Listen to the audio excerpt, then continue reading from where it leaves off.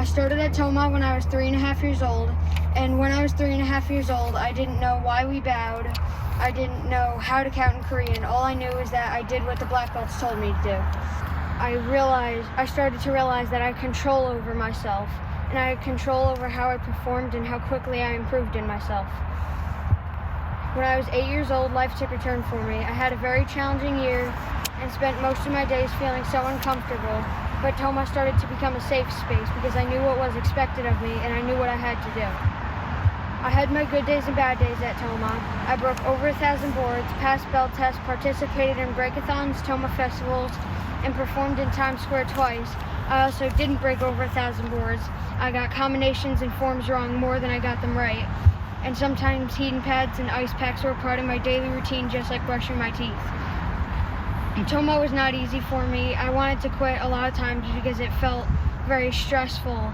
But the reason I stayed is because I knew I wanted to achieve my goal, and I knew what I wanted to do. So I knew I had to stay with it. I've now been in TOMA for 7 years, and in those past 7 years, I think about the lessons I've learned, and those lessons started to become my thoughts, like the 9 principles of black belt and the black belt creed.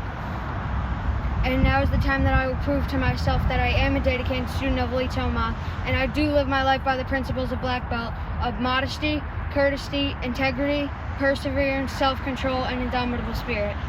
I would like to see myself as a leader, a role model, sir, and many others. I'm going to make that happen. I'm going to make you a black belt mom, sir.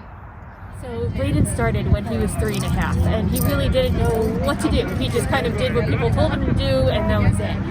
But after a while, TOMA had meaning to him. It became who he was. He started to think differently and had a goal and a perseverance, and he took on this attitude that no matter what happened, he could do it. And it was all because of TOMA. And I thank Master Joe and everyone here for making him the young man that he has become. I'm so proud.